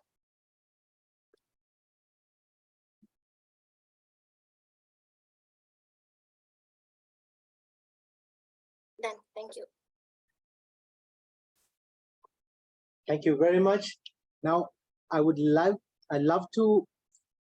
request everybody who's not got their videos on to quickly switch your videos on. Just give us 30 seconds. We'll take a good big group picture before we get on to the next item on the agenda. And we're going to do this really quick. Please switch your videos on, and Madam President will help us with the picture. Team, we have about 4. Please help me. Sorry, Madam President, I didn't get you. I'm a bit busy transferring everyone, so please also help me taking picture. All right. May I ask DTM Ram perhaps to help us, or Toastmaster Sajani, can you please help us with the picture, because President seems busy. Thank you, Madam. Thank you, Madam Toastmaster Sajani.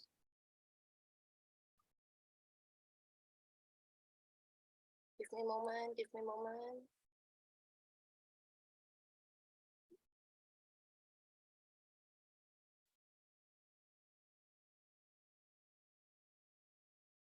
Sajani, you take everyone.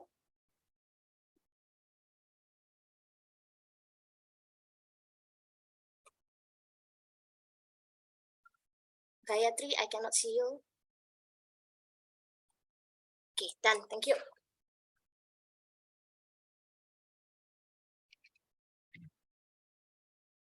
Thank you, everybody. Thank you very, very much for that very quick group picture that we took of everyone. Friends, now that we have got through the event, I know we ran a little bit over time, but hey, the question and answer session, the panel discussion was just simply amazing, and we just didn't want to put a stop. And there were so many questions that came in from the audience. We wanted to accommodate as many as possible in whatever format that we were going to do it as. So thank you so much, and I really am grateful for everybody for sticking around. Now it's time for me to wind up. You don't need to look at this face anymore. We are here to celebrate women. So please, let's continue to do that. Friends, ladies and gentlemen, I'm really deeply honored and privileged to have been the host for this morning, evening, afternoon session. I really wish every single one of you all the very best. Thank you so much. It's evening here in Colombo in Sri Lanka, and I am signing off. Faraz Farooq, your TMOD. Over to you, Madam President, for whatever it is you have planned next. Thank you very much, everyone. To all the ladies and all the women around the world. Before I finish with my closing address, I would like to say thank you very much to everyone who actually helping me. This one is a 2-hour session, but actually we are doing it for about 1 month for preparing and celebration for this. So Zoom Master, can you help me to show the video of the application for everyone? Thank you very much, guys, the organizer of World Travelers Toastmaster Club. And to our role players,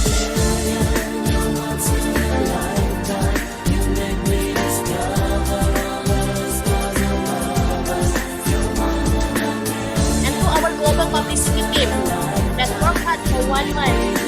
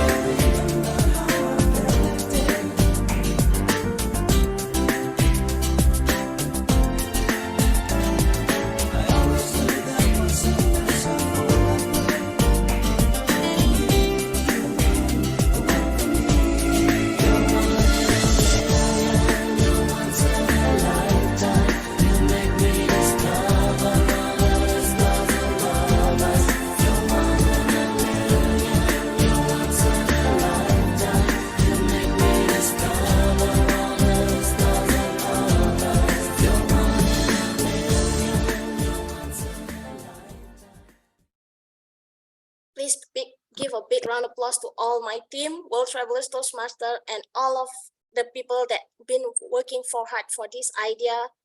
And thank you very much for all our mentors. It's in the room also, our mentor, immediate past international president, Richard E. Peck, Betty and Peck as our mentor of the club. I would like to say thank you to all the past international president, Pauline Shirley, Jana Barnhill, Lark Doley, Pat Johnson. When I first time meet all of you in a Zoom, I was saying myself that this is going to be great. And because all of them are very humble and they are willing to share their journey and knowledge with all of us. And the things that they are easy to help and encourage all the new Toastmaster, even a new Toastmaster like me. And I'm very, before I want to give my closing address, I want to open for the feedback. It's a little bit upside down. It's not because I don't want to give the opportunity for the people to give a speech in the front first, but I just want to make sure that everyone here meet our past international president, and 4 people for 2 hours is actually a very limited time. So I need to make sure that we use the time very well. So now I would like to invite the one that always supporting us in World Travelers, our Program Quality Director, Swana Kalyan. Thank you so much, Eliza. Lovely, lovely evening to everyone here. Before I can give you a feedback, I just want to welcome every one of you here, past, present, and future leaders to District 80. So happy to have you all here. It's a warm place. Do come to Singapore and look for us, and we will entertain you as we have entertained you here today. So great job, Eliza and the team. Very well done. Keep it up. For me, as a takeaway, oh my God, there are so many nuggets, right? But for me, I really loved one thing that I want to share is that we all need a shoulder to stand on.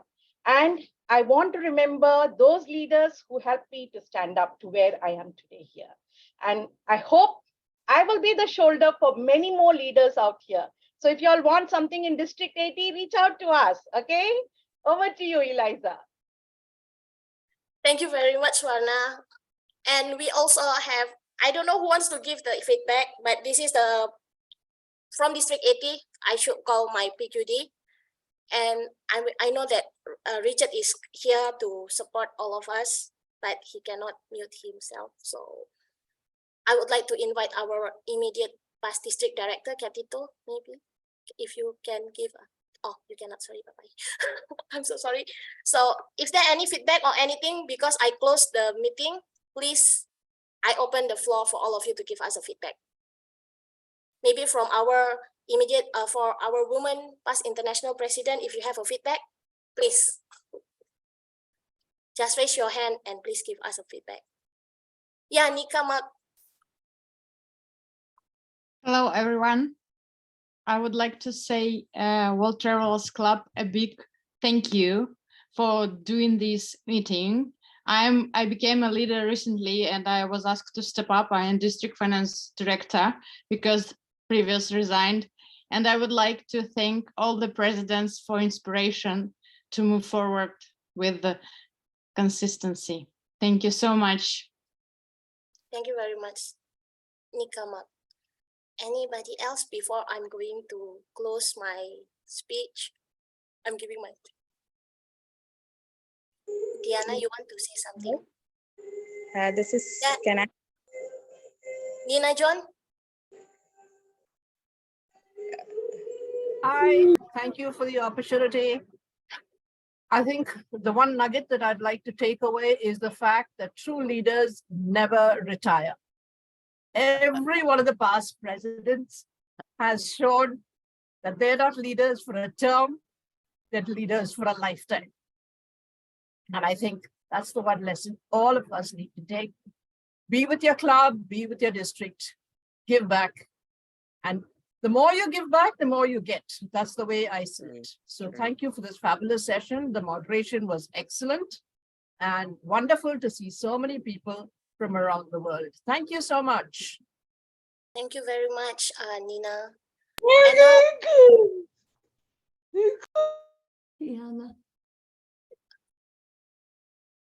Yes. Anyone want to give us a feedback?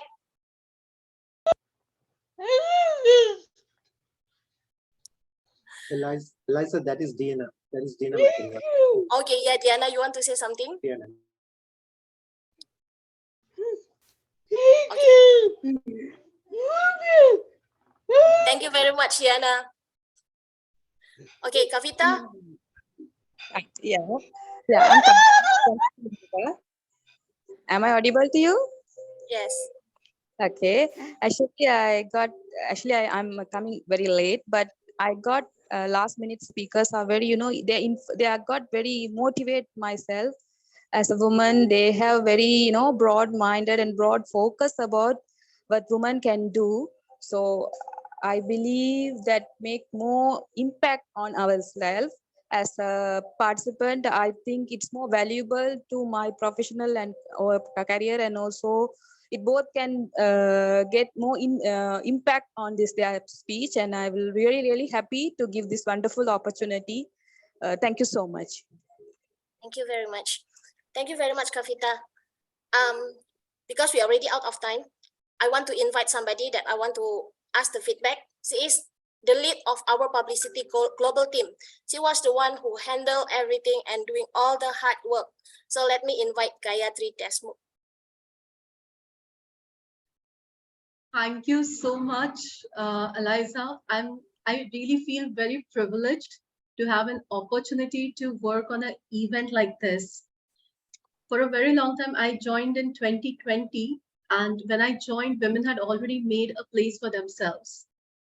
I am at that point in my life, in my journey in Toastmasters, wherein I'm facing a lot of difficulties. So to have an event like this, to listen to these 4 incredible women share their stories, and the Facebook Live sessions that we did, I think it has been inspiring. And the kind of feedback I got from other fellow Toastmasters who were watching those Facebook Lives and they were looking forward to this event, I'm just overwhelmed. I think I'm going to just absorb everything, because today's experience has made me a better person. I'm already reflecting upon all the things that I want to be doing next.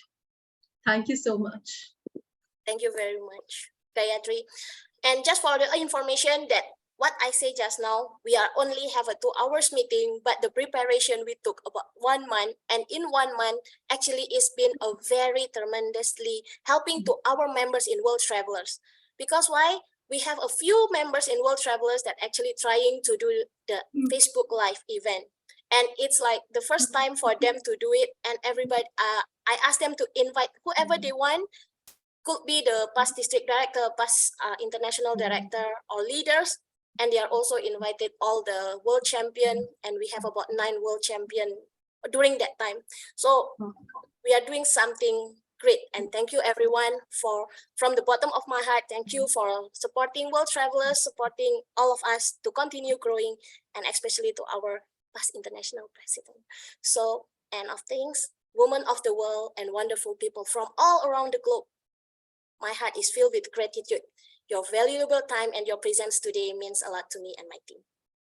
I'm honored, grateful, and proud to have gathered on the virtual stage with all the great leaders today. You are leaders of great insight, and we are all learn from you. And you all brought inspiration that we could emulate as a woman, as individuals, and also as leaders. I would like to also thank you to all my team behind and my partner in crime, all my partner who are doing very hard until somebody tell me like, Eliza, you drive us crazy. So I'm so sorry if I drive us, all of you, crazy. And just for information, this 1 week, I slept until 2 a.m. just to make sure that everything is going on well. And we need to manage to call everyone in different time zone. So, but it's an amazing journey. Thank you again, everyone. Last thing about World Travelers, Zoom Master, our last video. Thank you very much again, everyone. And I just want to invite all of you for our first anniversary of World Travelers, 11 March, fill the form, join us for our first anniversary, World Travelers. Maya-hoo, Maya-hoo, Maya-ha-ha, Maya-hee, Maya-hoo.